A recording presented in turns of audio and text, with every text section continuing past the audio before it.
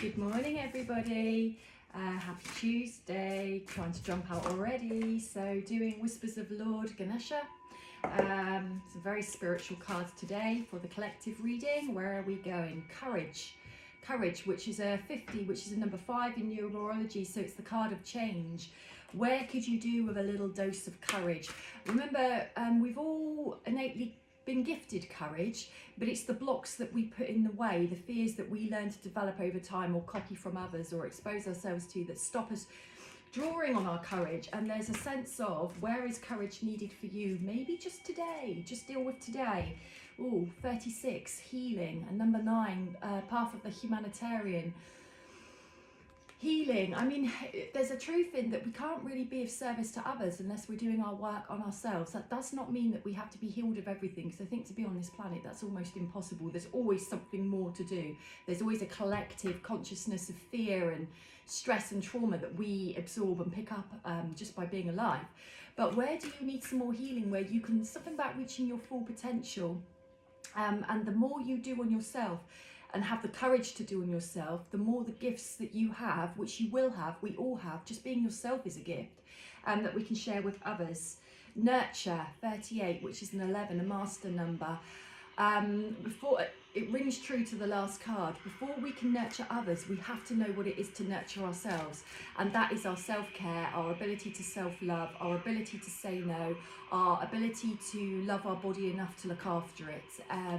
You know, our body is the most precious vessel that we have. It's a gift. I wonder how we appreciate and look after that gift.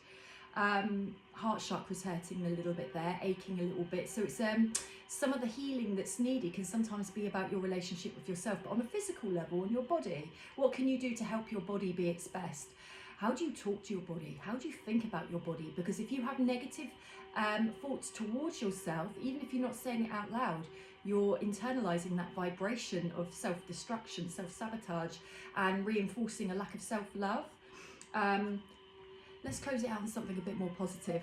Joy, the card of joy, 47, which again is an 11, a MasterCard. So I often say to people in deep trauma, you know, I will laugh at the worst possible time in the most loving way, because there's something about humour when things are so bad, so dark, so horrendous.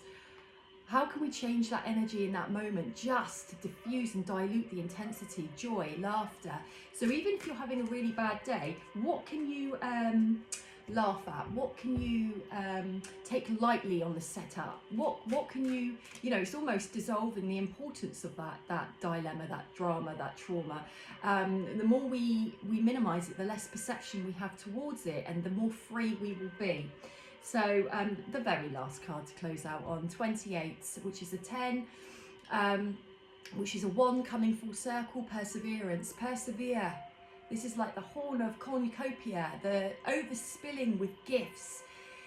Realise who you are. A lot of us don't go on to realise ourselves. We don't realise our full potential. And it's always, people constantly ask me, how do I do that? How do I do it? By outshedding who you're not. Work out your self-awareness. Work out your conditioning. What have you absorbed that isn't yours? How are you being that isn't the real you? How did you get there in the first place? And actually, the laughter is, it's not a horrendous, hideous journey to do that. It's the most enlightening, biggest self-love gift and tool you can give for yourself.